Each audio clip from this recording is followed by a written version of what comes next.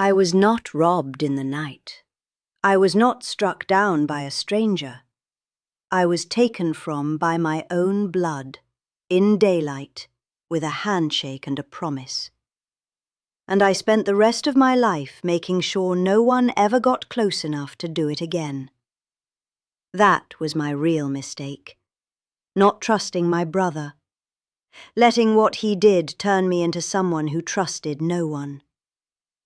I am telling you this because I see you doing the same thing. Maybe not with a brother, maybe not with land, but someone hurt you, and now you are punishing every person who comes after them. You do not see it. I did not see it either, not for a very long time. My name is Eleanor Ruth Calder.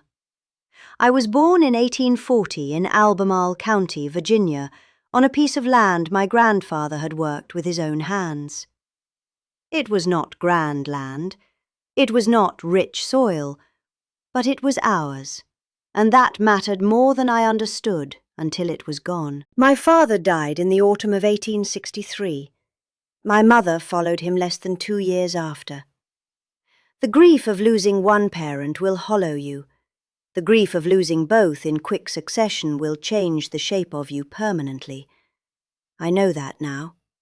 I did not know it then. I thought I was holding myself together. I was actually becoming someone harder and colder, and I called it grief, but it was the beginning of something else. My older brother's name was Thomas. He was 6 years my senior.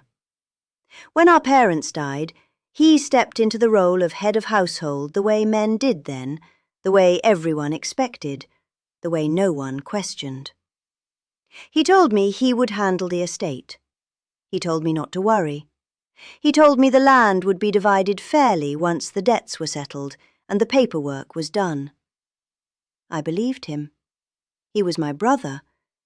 He was all I had left. You may think that was naive. You may think a woman in 1863 should have known better, should have watched more carefully, should have asked harder questions. Maybe. But I will tell you something. When you are grieving, and you are a woman in a world that gives you no legal standing and no financial knowledge and no access to the documents that govern your own inheritance, trust is not always naivete. Sometimes it is the only instrument you have. Thomas sold the land in the spring of 1864. He did not ask me, he did not inform me. He sold it to a man from Staunton for a price I never learned, and he took that money and he went west. I do not know exactly where. I heard Ohio for a while, then I heard Indiana. I never heard from him again. Not one letter, not one word, not one indication that he had thought about me even briefly after he boarded whatever wagon or train carried him away from what he had done. I was 24 years old. I had no land, no money, no husband, no parents, and no legal recourse. Women in Virginia in 1864 did not own property independently in most circumstances. I had no claim that any court would entertain. I had nowhere to go, and no one who was obligated to take me in. I want you to sit with that for a moment. Not for sympathy. I am not asking for sympathy. I am asking you to understand what it means to be made into nothing by someone you loved. Not by a stranger. By someone whose face looked like yours. Someone who ate at the same table as you. Someone you mourned your parents beside. That is a specific kind of wound. It does not heal the same way that ordinary grief heals. It goes into a different place inside you. And it does not stay quiet. I became a domestic servant. I worked in a household in Charlottesville for nearly 3 years, cleaning and cooking and mending and doing every form of labor that the house required. I was not treated cruelly. I want to be accurate about that. I was treated the way servants are treated, which is to say I was treated as necessary and invisible in equal measure. I was useful, I was not known. That is where it started. The belief that usefulness was what I had to offer. That if I worked hard enough, if I was capable enough, if I needed nothing and asked for nothing and managed everything, then I would have some kind of security, some kind of value, some kind of place in the world. I was wrong. But I did not know I was wrong for a very long time. I married in 1868. His name was George Calder. He was a quiet man, a careful man, a man who worked with his hands and did not speak more than he needed to. We were not a love match in the romantic sense that some people talk about. We were two people who needed practical things from each other and found that we could manage together without too much friction. I want to be honest about what our marriage was. It was not cold, but it was not warm. It was functional in the way that so many marriages of that time were functional. You built something together. You raised children together. You endured things together. Whether you truly knew each other was a separate question that most people never asked. I never let George close. I want to say that plainly. It was not his failing, it was mine. He tried in the early years. He was not an expressive man, but he had his ways of reaching. A hand on the shoulder after a hard day. A look across the supper table that meant something. Small gestures of tenderness that I received without returning. I was polite, I was dutiful, I was a good wife by every standard that the world around me applied. I kept the house, I raised the children, I worked beside him in everything that needed working. But I did not let him in. Because I had decided somewhere in the years after Thomas that letting people in was the mechanism by which they were able to take things from you. I had let Thomas in, I had trusted Thomas completely, and Thomas had taken everything I had. The conclusion I drew from that was that trust itself was dangerous, that closeness was a liability, that independence was safety. I dressed that up as strength. I told myself I was strong. I told myself that I did not need to lean on anyone because I was capable of standing alone. I told myself that needing people was weakness, and I had been made weak once, and I would not be made weak again. That was one of the most destructive lies I ever told myself, and I told it for decades. You think that being self-sufficient is strength. You think that not needing anyone protects you. I thought the same thing. I was not strong. I was defended. Those are not the same thing. A defended person is not free. A defended person is just a person who has made their loneliness into a philosophy and convinced themselves it is wisdom. George died in 1901. 33 years of marriage. He died in February, a cold February, after a winter illness that moved into his chest and would not leave. I sat beside him at the end. I held his hand. And I remember thinking in those last hours that I did not know this man, not truly. That we had lived in the same house for 33 years, slept in the same bed, raised 4 children together, buried one of them, and I did not know what he had wanted from his life. I did not know what had made him afraid.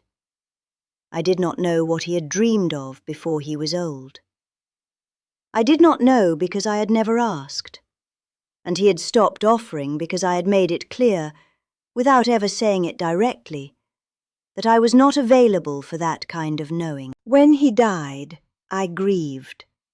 But part of the grief was something uglier than sadness. It was the recognition that I had been given 33 years with another person, and I had kept that person at the distance I chose, not the distance he deserved. I had made him a partner in a practical arrangement and withheld from him the person I actually was. And now he was gone, and I could not correct it. That door was closed.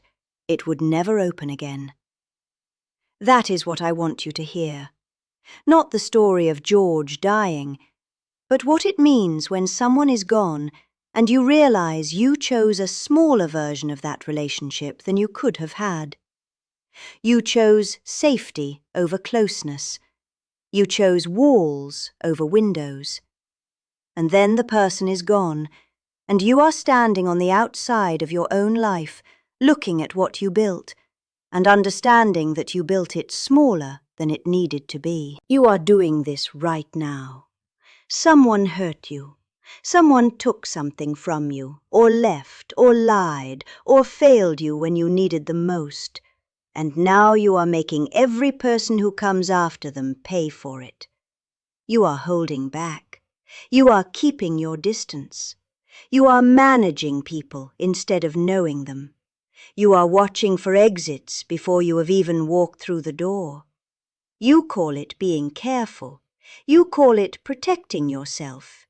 You call it wisdom that you earn the hard way. I called it that too. For 40 years I called it that.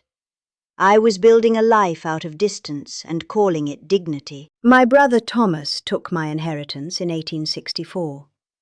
One act of betrayal. One specific man. One specific choice he made that had nothing to do with the people who came after him. But I gave that one act the power to govern every relationship I entered for the rest of my life.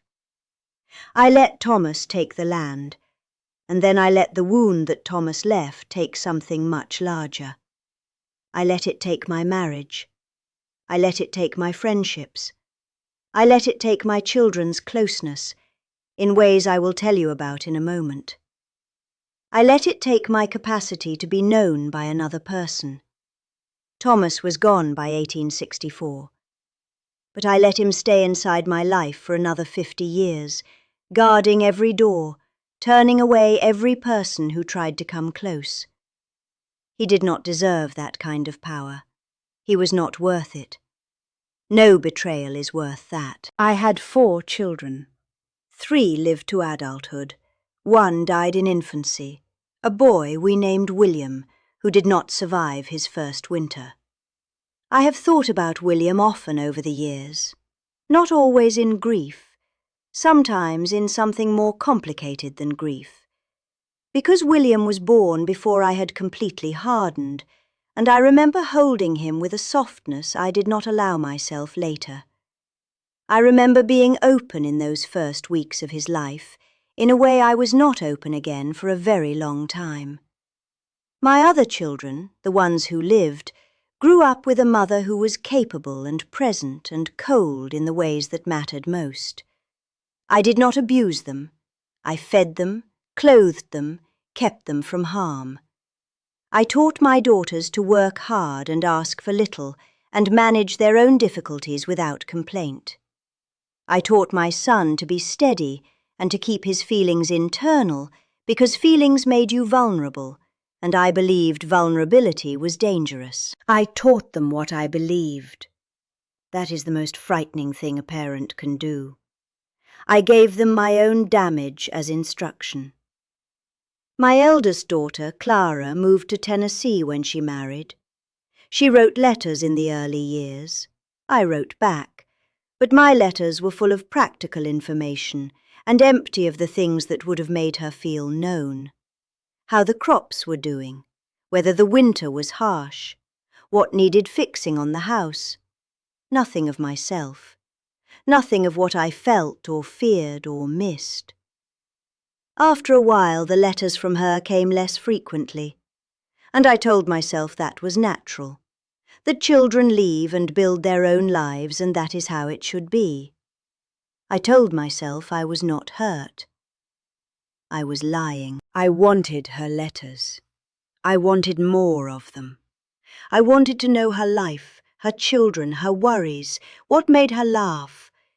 But I had not given her reason to believe I wanted those things.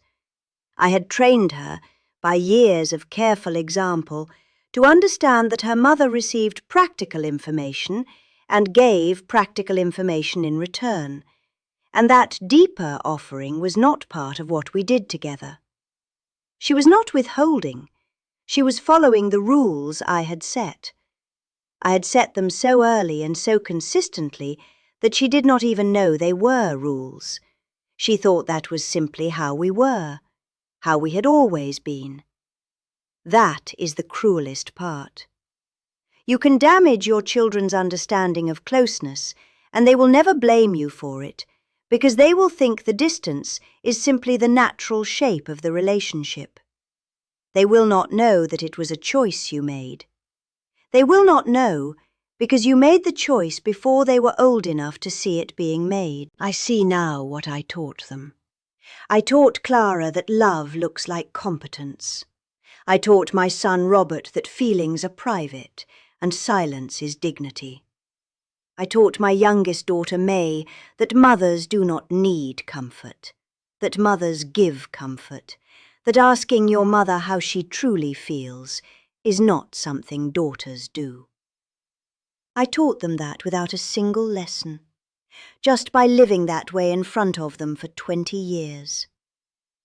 If you are a parent, I want you to listen to this carefully. Your children are watching how you handle your wounds. They are watching whether you let people in. They are watching how you receive tenderness. They are watching whether you ask for help or whether you treat needing help as a failing. And they are recording it. Not consciously, but they are recording it.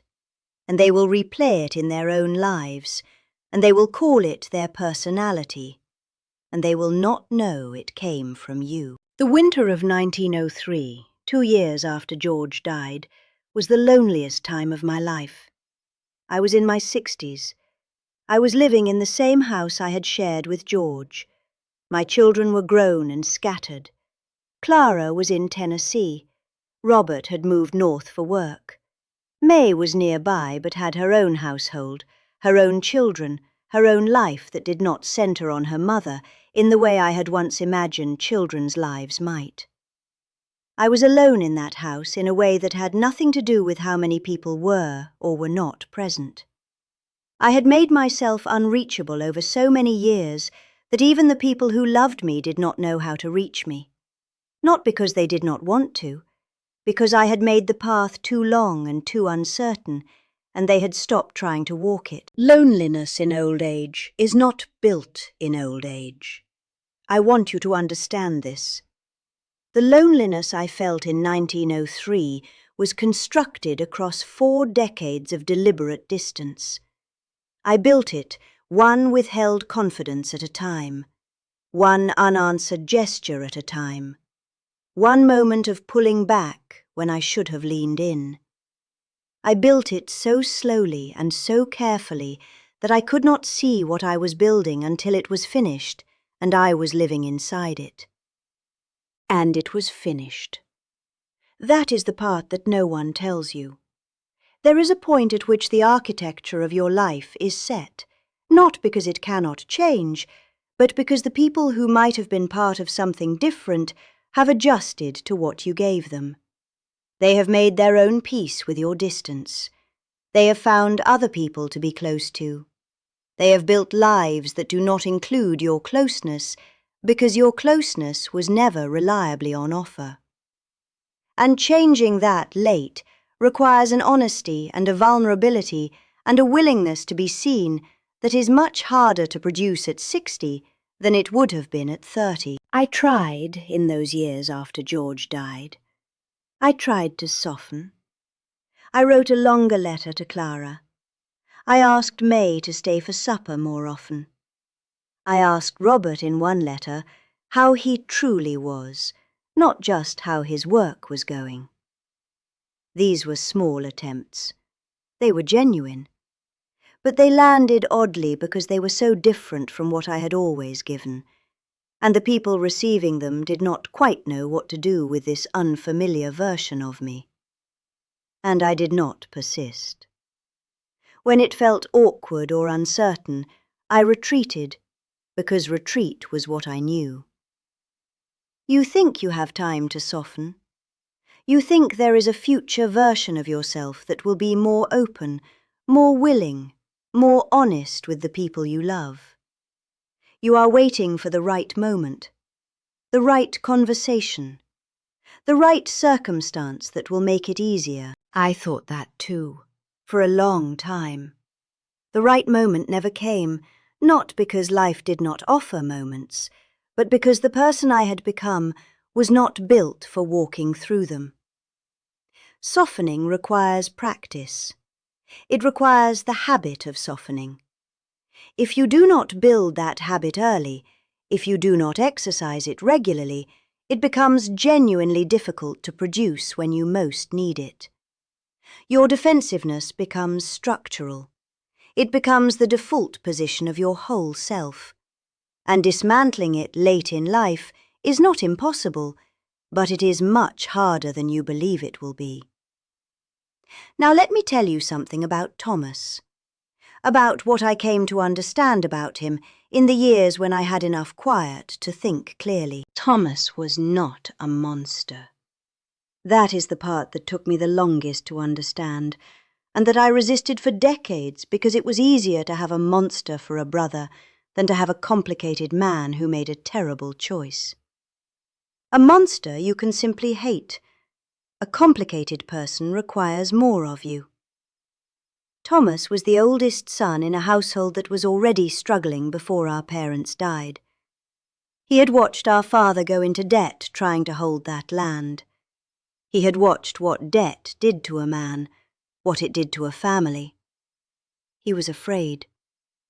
When our parents died and the estate fell to him, I believe he saw an opportunity and he took it, without thinking clearly about what it would cost me. I do not think he sat and planned my destruction.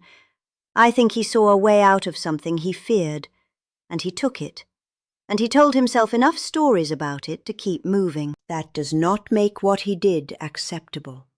It does not undo the harm. It does not give me back the years of servitude, or the loss, or the years of hardness that followed. But understanding it changes something. It removes the purity of the hatred. And without that pure hatred, I would have had to feel the grief underneath it. And the grief was much harder to live with than the rage. That is why I kept the rage. The rage was useful. The rage kept me moving. The grief would have required me to stop and feel how much had been taken, and how afraid I was, and how alone I had been, since the moment those parents died, and that land was sold, and my brother walked away. The grief was bottomless, and the rage had a flaw.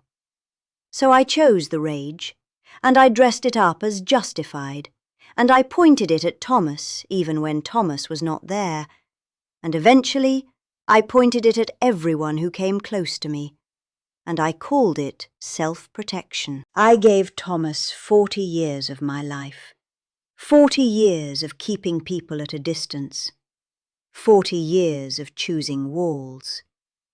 He walked away in 1864, and he lived his life, whatever that life was, and he did not think about me, I am certain of it, not with any regularity, not with any real guilt that cost him anything. While I remained behind and organized my entire inner life around the wound he left. That is the cruelest irony of betrayal.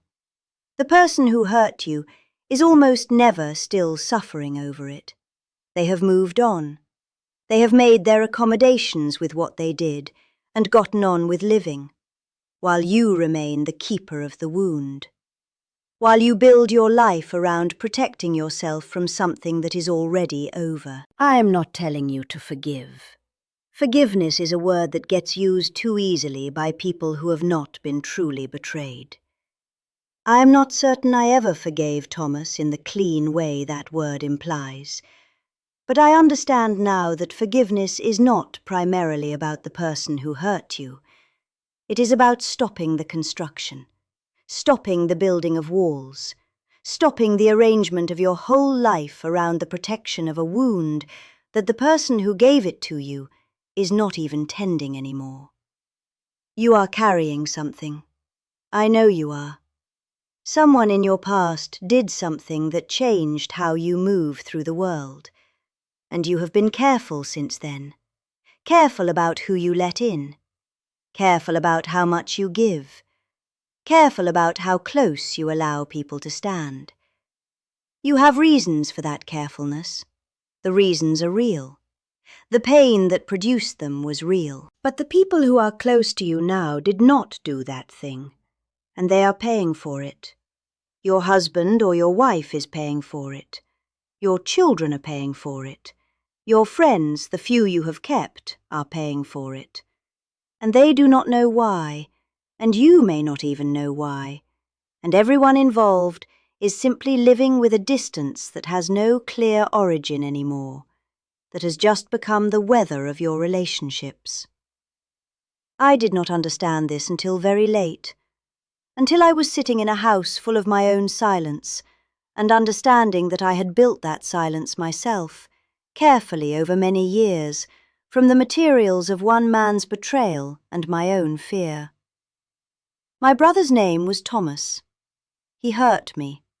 He hurt me badly. He took something real and left me with nothing, and walked away and never looked back. That part is true. All of it is true. And I let what he did become the architect of my life. That is also true. And that is the part I am responsible for, not the betrayal, the aftermath, what I chose to do with the wound. You do not get to choose what is done to you. I did not choose Thomas's decision. I did not choose to lose the land, or to be left with nothing, or to spend years in other people's houses working for wages that barely kept me. I did not choose any of that. It was done to me. But what I built afterward, I built. The walls were mine. The distance was mine. The closed doors in my marriage were mine. The letters I wrote to Clara that were full of weather reports and empty of my heart, those were mine. The years I spent making myself unreachable were mine. No one forced that. I chose it, and I called it survival, and it was, for a time, a kind of survival. But survival is not a life. Survival is what you do when you are in danger, and the danger had passed. Thomas was gone. The land was gone. That chapter was over. But I kept living in survival mode for 40 years after the crisis had ended. You may be doing the same thing. The thing that hurt you may be over. The person may be gone or changed or simply no longer in your life. But you are still organized around the wound, still building, still keeping people at the measured distance that felt necessary at the moment of the injury and has never been revised since. It does not stay necessary forever. The danger that required the walls may not still be present, but the walls remain. And the people who love you are on the other side of them, doing their best to reach you through the stone you laid down years before they arrived. In my final years, I had more quiet than I had ever had, and less peace than I had ever wanted. My health declined the way health declines in old age, slowly and then faster, with a gradual reduction in what the body will allow. I was not suffering in a dramatic way. I was simply becoming less capable, more dependent, more in need of exactly the things I had spent my life refusing to need. Other people's help, other people's presence, other people's knowledge of my inner state.